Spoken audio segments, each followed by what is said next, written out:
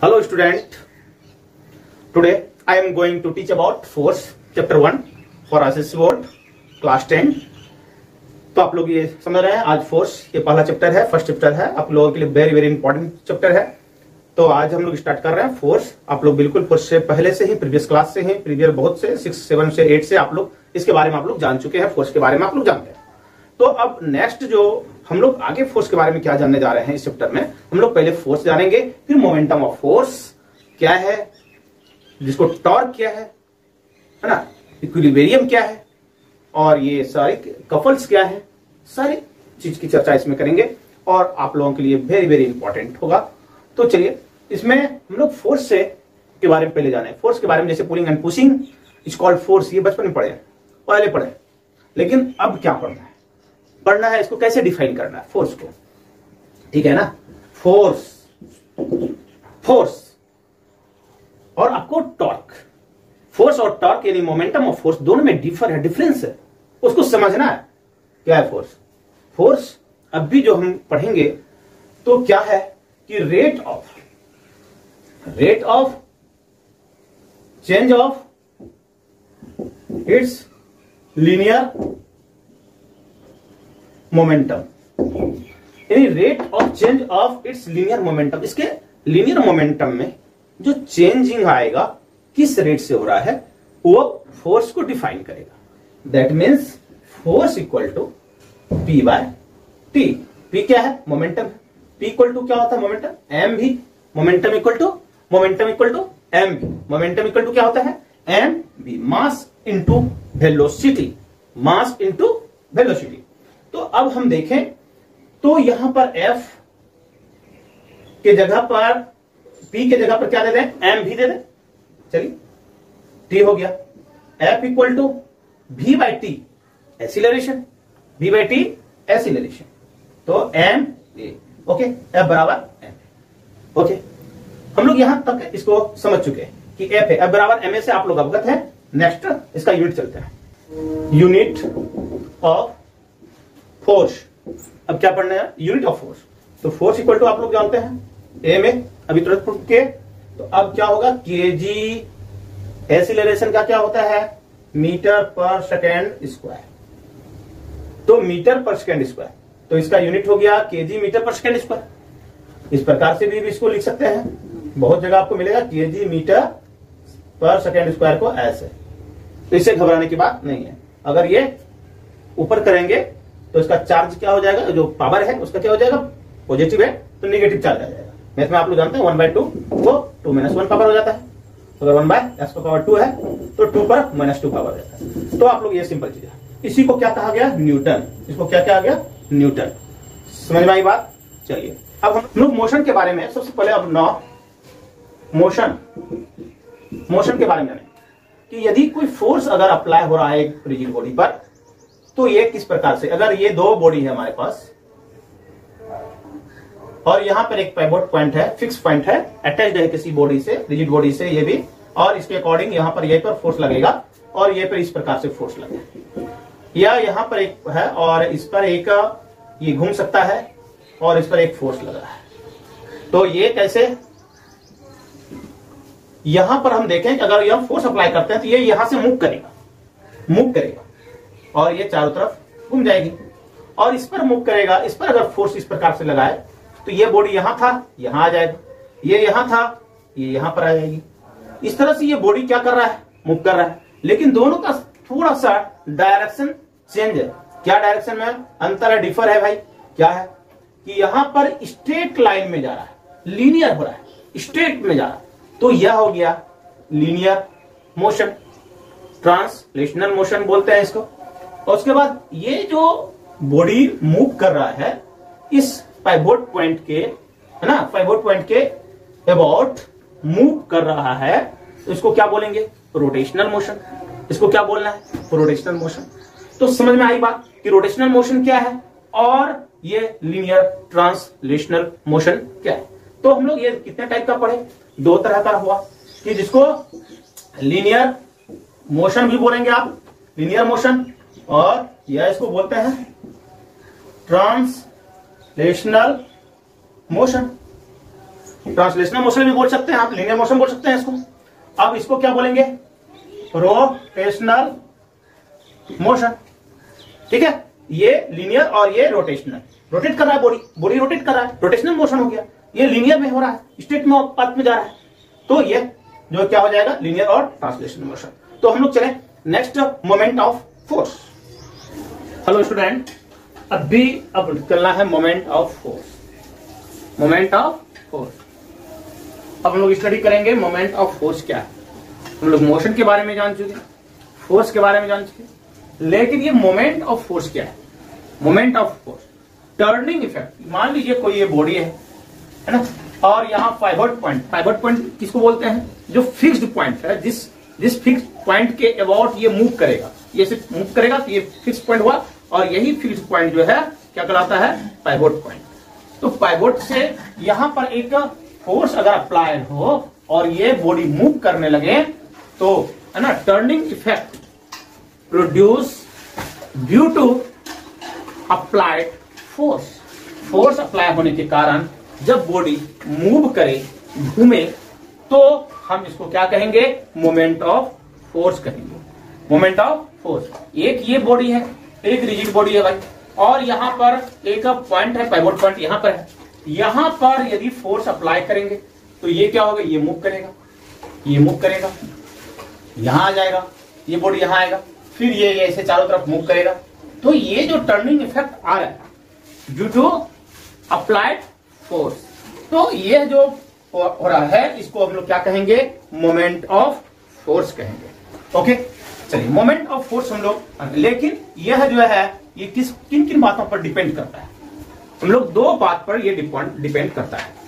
पहला, magnitude of force, कि कितना न्यूटन इस पर फोर्स लग रहा है, और दूसरा होगा परपेंडिकुलर डिस्टेंस। अगर वो ये है और यहां पर फोर्स अप्लाई हो रहा है, यहां पर जिस ये एक्सिस है पाइवट पॉइंट से फ्रॉम डिस्टेंस, है ना, यहां पर फोर्स अप्लाई हो रहा है, तो इसका perpendicular distance from pivot point, यहां से जो जहां पर परपेंडिकुलर बनेगा, मान लीजिए आपका फोर्स ये लग रहा है, ऐसे लगा है ना, तो ये आपका ये फोर्स लग रहा है, थोड़ा सा तिरछा लगा रहे हैं, तो ये जो होगा यहां पर आप एक लाइन कीजिए, देखिए कहां पर होगा, यहां पर परपेंडिकुलर आएगा, यहां आएगा, यहां पर आएगा, तो ये हो जाएगा।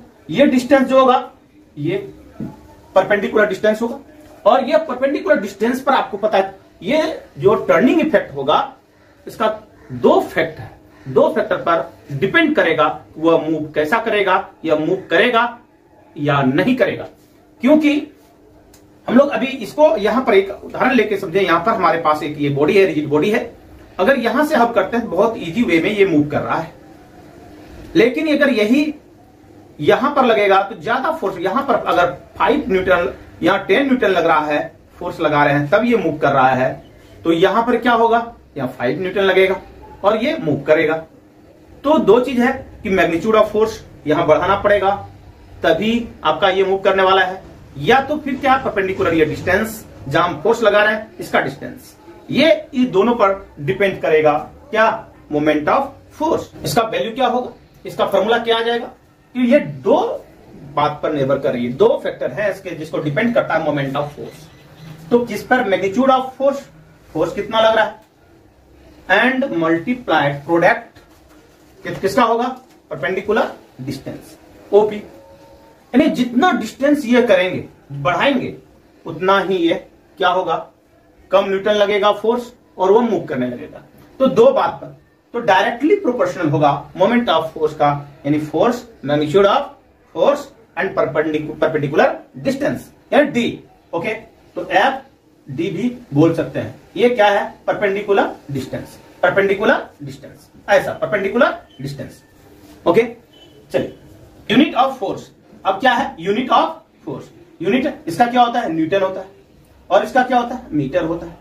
डिस्टेंस का क्या होता है, मीटर होता है, इसका न्यूटन मीटर हो जाएगा यूनिट, क्या हो जाएगा यूनिट, न्यूटन मीटर। और जबकि फोर्स का क्या होता है, ओनली न्यूटन, दोनों में काफी। और इसी को हम लोग क्या बोलते हैं, टॉर्क भी बोलते हैं, टॉर्क भी बोलते हैं, ये टॉर्क भी बोल सकते हैं। टॉर्क इक्वल टू फोर्स और टॉर्क में ये डिफरेंस है। इन सीजीएस सिस्टम, CGS, यानी सेंटीमीटर, ग्राम एंड सेकेंड में क्या होने वाला है। तो आप लोग जानते हैं 1 न्यूटन मीटर, 1 न्यूटन का सीजीएस सिस्टम में क्या होता है, डाइन में होता है। कितना होता है dyne? 10 to the power 5 dyne, 10 to the power 5 dyne. और यहां पर क्या होगा, मीटर को किसमें करना है, सेंटीमीटर, मीटर को किसमें करना है, सेंटीमीटर, 10 टू दी पावर 2, ये मीटर को हम लोग सेंटीमीटर, तो कितना हो जाएगा 10 to the power 7, 10 to the power 7 dyne cm, ये हो जाएगा। ये आपको आ भी सकता है। ओके, क्या है कपल, कपल क्या है, सबसे पहले यहां पर एक ये कोई रॉड है और यहां पर कोई पाइवट पॉइंट है और एक नीचे की तरफ एक यहां फोर्स लग रहा है, एक यहां से फोर्स इधर की ओर और ये फोर्स ऊपर की ओर। तो इस प्रकार से फोर्स अगर लग रहा हो, यहां पर आप देख रहे हैं ये स्टीयरिंग है, इस तरह से ये पाइवट पॉइंट है और ये मूव कर रहा है। तो यहां हम देखते हैं कपल मतलब क्या होता है, जोड़ा होता है, फोर्स का पेयर होता है, पेयर, फोर्स का पेयर, कपल यानी 2 equal and parallel force applied on the body, जो बॉडी पर अप्लाई हो, विच प्रोड्यूस रोटेशन, ये तभी रोटेशन होगा जब इसको हम कपल फोर्स लगाएंगे। यही तो, नहीं तो क्या होगा, अगर एक तरफ से सिर्फ अगर फोर्स लगा रहे हैं तो ये यहां से यहां आएगा, बट फिर ये क्या होगा, एक स्थिर हो जाएगा, मूव करेगा, लेकिन रोटेशन, पूर्ण रोटेशन, फुल रोटेशन नहीं होगा। तो कपल फोर्स एक इधर से और एक इसके जस्ट अपोजिट। तो लेकिन क्या होगा, डायरेक्शन क्लॉकवाइज या एंटी क्लॉकवाइज, उसका डायरेक्शन सेम। पैरेलल फोर्स होगा, पैरेलल फोर्स होगा, opposite and parallel force applied on rigid body which produce rotation। Okay, ये हो गया कपल। यहां पर जब हम ये डायरेक्शन भी जान लें, अगर कोई फोर्स क्लॉकवाइज होगा तो क्या होगा, और एंटी क्लॉकवाइज होगा तो क्या होगा। ये क्लॉक कैसे घूमती है, ये एंटी क्लॉक है, एंटी क्लॉक है, और ये ऐसा है, और घड़ी की सुई कैसे घूमती है, ऐसे घूमती है, टिक टिक टिक टिक टिक टिक, ये चलती रहती है इधर ऐसे। ये एंटी क्लॉकवाइज पॉजिटिव माना गया है, और ये क्लॉकवाइज जो होगा ये माइनस साइन में होगा। दोनों का डायरेक्शन साइन अलग होगा अगर मूव कर रहा है एंटी क्लॉक और क्लॉकवाइज। तो एंटी क्लॉक में क्या होगा, पॉजिटिव, और क्लॉकवाइज में क्या होगा, negative sign. Force, moment of couple, couple क्या होगा, अगर आप मोमेंट ऑफ कपल, एक रिजिड बॉडी है और इसके ऊपर 2 फोर्स लग रहा हो, इधर से और इधर से, 2 फोर्स अप्लाइड है एक रिजिड बॉडी पर, और यहां पाइवट पॉइंट कहां है, यहां है। तो और इसका टोटल डिस्टेंस, इसको बोलते हैं कपल आर्म, यानी कपल आर्म ये है, ठीक है। अगर कपल आर्म ये है, डी है, तो इसका क्या रिलेशन हो सकता है। तो मोमेंट ऑफ फोर्स, अगर आप देखें कि टोटल इसके लिए मोमेंट ऑफ जो है फोर्स क्या होगा, तो देखें सबसे पहले moment of force for point A, और ये डायरेक्शन बता रहा है कैसा, एंटी क्लॉकवाइज। तो चलिए ये प्लस में साइन होगा, और अभी हम क्या, F इंटू ओ, ये होगा परपेंडिकुलर डिस्टेंस, ये डिस्टेंस इंटू फोर्स, अभी हम पढ़े, ठीक है। अभी हम जान रहे हैं moment of force for point A के लिए, इस पॉइंट के लिए। तो इधर कैसा लगेगा फोर्स, नीचे की ओर लग रहा है, ये ऐसे लग रहा है, तो ये एंटी क्लॉक में प्लस होगा, और ये डिस्टेंस क्या है, पाइवट पॉइंट से, from pivot point, distance from pivot point से डिस्टेंस कितना है, AO है, ओके। अगर फिर फॉर पॉइंट बी के लिए मोमेंट ऑफ फोर्स ठीक है। ये टॉर्क क्या होगा, F इंटू ओ बी। ये फोर्स इधर लग रहा है, इक्वल फोर्स लगता है, तो यहां पर F यानी O B, distance O B है, यहां ओ बी ले दिए। ये भी किस डायरेक्शन में बताइए, ये कैसा डायरेक्शन है, ये भी डायरेक्शन एंटी क्लॉकवाइज है, यानी प्लस में, प्लस डायरेक्शन। तो टोटल मोमेंट ऑफ फोर्स कितना होगा, F, और ये A के अकॉर्डिंग पॉइंट, और यहां B के अकॉर्डिंग क्या हो जाएगा, OB, F कॉमन ले लेंगे, OA प्लस OB, तो AO प्लस OB क्या होगा, AB, और ये AB को हम क्या लिख सकते हैं, कपल आर्म, FD। ओके, समझ गए यहां तक। ये हुआ मोमेंट ऑफ कपल, यानी साफ लिख सकते हैं यहां पर, कपल आर्म अगर दिया रहे और फोर्स लग रहा हो, एक कपल किसी भी रिजिड बॉडी पर कपल फोर्स लग रहा हो, कपल लग रहा हो, तो फिर हम इसे डायरेक्ट निकाल सकते हैं। अब क्या स्टडी हम लोग करेंगे, इक्विलिब्रियम क्या है। इक्विलिब्रियम के बारे में जानना है, कितने टाइप्स के इक्विलिब्रियम होते हैं, स्टैटिक एंड डायनामिक इक्विलिब्रियम। तो यह इक्विलिब्रियम का मतलब क्या है, अगर ये एक बॉडी और ये फोर्स इधर लग रहा है F इस डायरेक्शन में, और एक इस डायरेक्शन में फोर्स लग रहा हो, तो यह फोर्स 10 न्यूटन का है और इधर भी 10 न्यूटन का इधर। तो ये बॉडी में क्या होगा, कहीं नहीं जाना। अगर एक तरफ आपकी बॉडी को कोई इधर खींचे और सेम फोर्स के साथ इस तरफ खींचे, तो आपका बॉडी क्या होगा, स्थिर रह जाएगा। तो इस प्रकार के जब सेम न्यूटन का फोर्स अपोजिट डायरेक्शन में लग रहा हो और इसका सम क्या होगा, ये अगर प्लस इसको मानते इस डायरेक्शन में, इधर माइनस होगा, तो इसका सम क्या होगा, जीरो। रिजल्टेंट क्या होगा, रिजल्टेंट फोर्स क्या होगा, रिजल्टेंट फोर्स जीरो होगा। तो यदि ऑब्जेक्ट कोई रिजिड बॉडी पर फोर्स लग रहा हो और उसका रिजल्टेंट फोर्स जीरो हो, तो वह इक्विलिब्रियम में है, दैट, और वह स्टैटिक इक्विलिब्रियम होगा, क्योंकि वो स्थिर हुआ है, उस पर कोई भी इफेक्ट नहीं आने वाला है, वो स्थिर है, रेस्ट में है, और रेस्ट में जब हो और कोई इस पर इफेक्ट फोर्स का नहीं हो रहा हो, तो क्या कहलाएगा, स्टैटिक इक्विलिब्रियम, जब वो ऑब्जेक्ट रेस्ट में है। ठीक है।